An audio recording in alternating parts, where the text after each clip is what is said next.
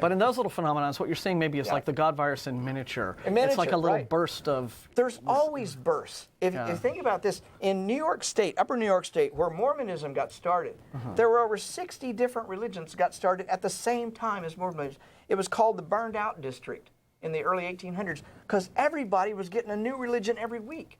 It was just everywhere, popping up everywhere. And some of these religions survived, some didn't. Mormonism is the one that survived. Out of all the religions that popped up in that 10 or 15-year time period, Mormonism. So it's like fads, popping and popping and popping. Well, that's not unlike what you're talking about here. They're just ideas. Hula hoop popped up and went crazy and died back down. But there are parasitic fads, fads that are really bad for the culture and the people. And I think you're talking about that. Yeah. So, wow. So, yeah, well, most definitely. There's one other question that we had talked about previously in email that I find so interesting, and I will admit that I just love to pick on this subject because it's a horribly offensive thing that's going on, and that is this way that religion protects its own, particularly when we're talking about, for example, pedophile priests. Right. And how, not only are they obsessed with sex, but how the religion has taken that obsession with sex to both, from my point of view, create these monsters and then protect them. Right. Well, in the book I talk about vectors, and a mosquito is a vector for a disease. A minister is a vector for religion. Look at Ted Haggard, for example. The man was bringing in millions of dollars and thousands of people. You protect that vector.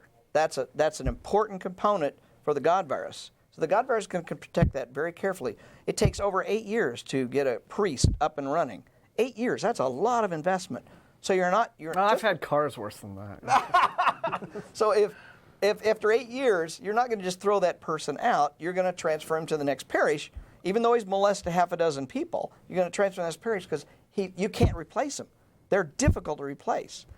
Vectors are very expensive to develop, and they're very valuable to the God virus. Without vectors, the God virus dies.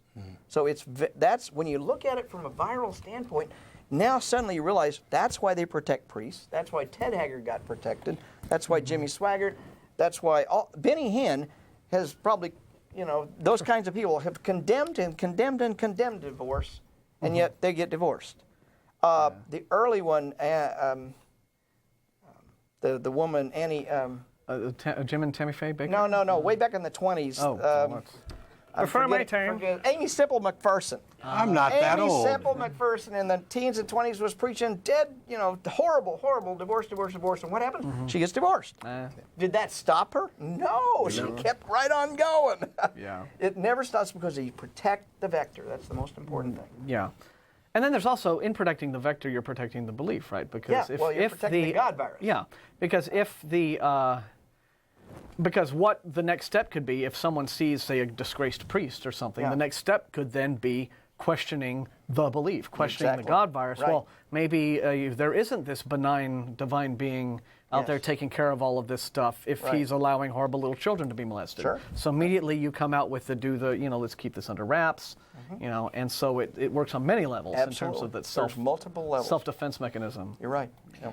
So we've got 2 callers, although I have no idea who they are, and we'll do what we can to possibly get to them before we're done. But before then, I want to go back to this, this website and program that you've started. For those who missed the website earlier on, it's recoveringreligionists.com.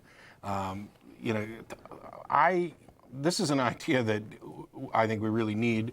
You said there's already a number of groups that 20. We've got 20 groups across. We've got them from San Diego to New York City, from Atlanta, Georgia. We've got 3 in Kansas City, where I live, and they're just popping up all over. We've got a new one in Dallas, Texas. Only been going a couple months. We've got a new one starting in Albuquerque next month. They're just local people who are interested in helping get this going, and all they need to do is contact me. I will interact with them by email, by phone. I'll do whatever I need to do to help them get a group started in their area.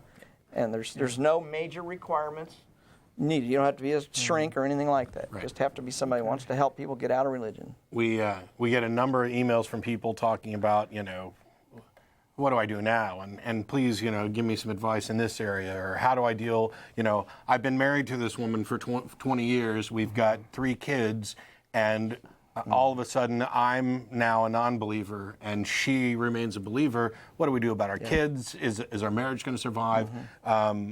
And I am single and have no kids. So that's a Russell show. Yeah. I think, yeah. So it's not always, I'm not always able to give the best advice. So it's great to know. There's the website at the bottom of the screen. You can visit that. If there's not already a group in your area start one. Contact them. You know, the best thing you can do is get with other people who are in similar situations. And you know, I'm happy to give you at least my thoughts on those situations. Which, you know, one of the things that I've told people who have changed and are in that situation I described is that you have to own up to that.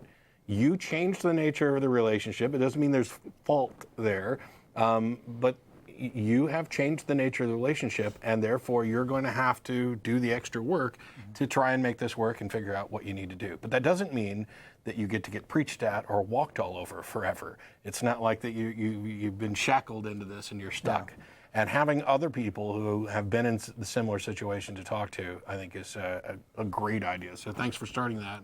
And we hope to hear more from other groups starting around the country as well.